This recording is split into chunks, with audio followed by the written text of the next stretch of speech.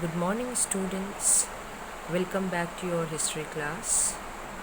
Children, today we will be doing our fifth chapter of civics, that is Fundamental Rights Part 2. Children, in the previous classes, we have completed our fourth chapter of civics, that is Fundamental Rights Part 1. In that chapter, we have seen what are fundamental rights and the different rights which are mentioned in the constitution of our country. Like we have seen, children, rights of liberty, equality, and the right against exploitation. These all we have already studied in the previous chapter.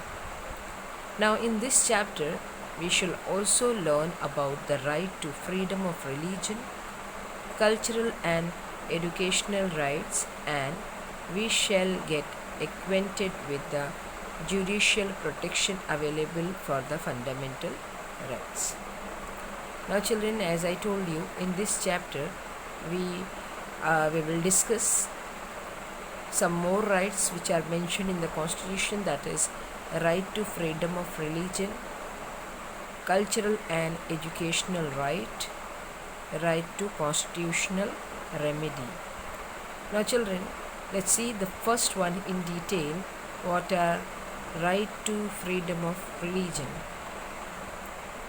Children, in India we have freedom of religion, as our country is a secular country in the world, and we all enjoy right to freedom of our religion. Our country is not having any religion. According to this right, each Indian citizen is free to practice any religion.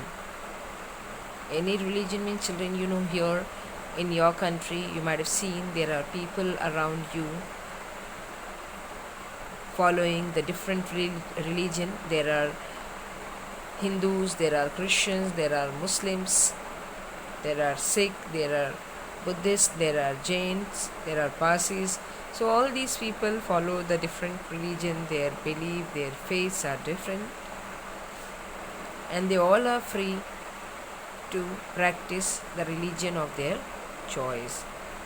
So here, children, each Indian citizen is free to practice any religion and to establish institutions for religious reasons.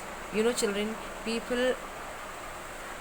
different people following the different religion, different faith they have, and accordingly they have the different worshipping places.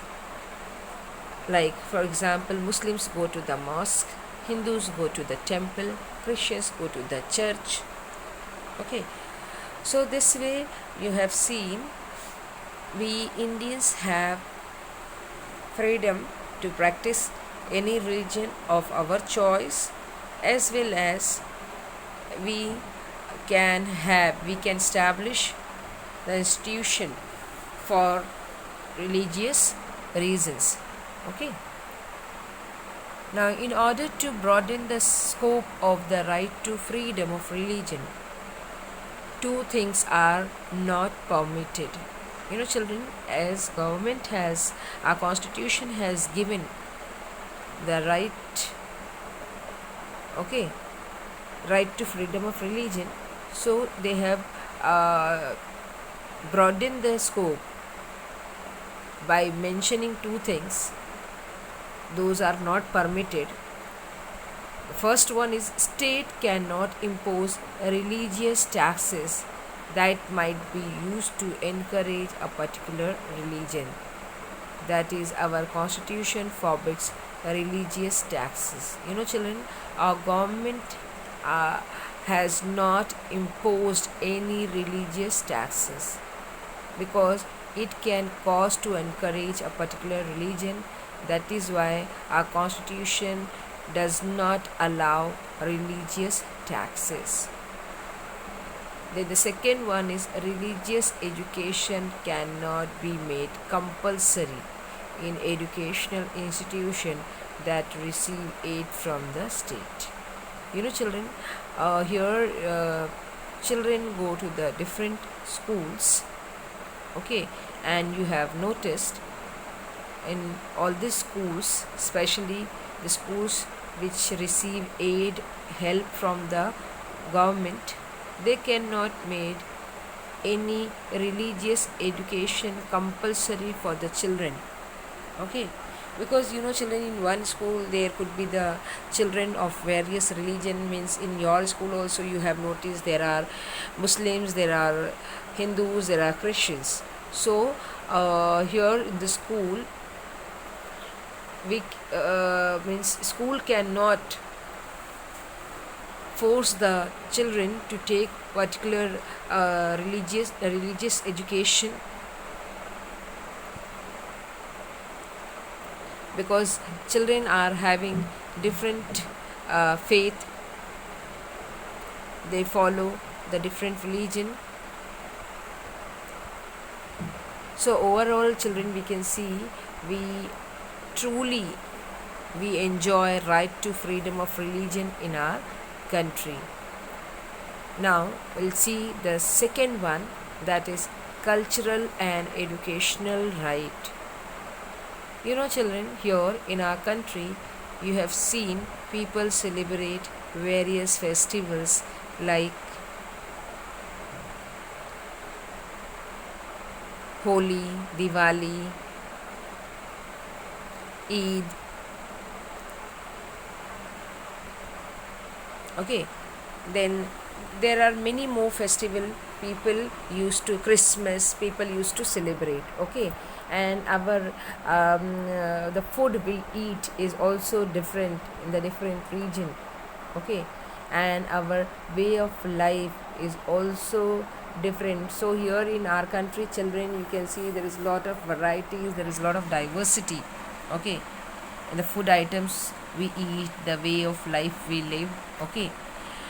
You may have noticed the differences in the different wedding ceremonies that you attended. Children, you might have visited the various wedding ceremonies. If you have gone to the wedding of a Hindu or a Muslim or a Christian, you might have seen the differences, okay.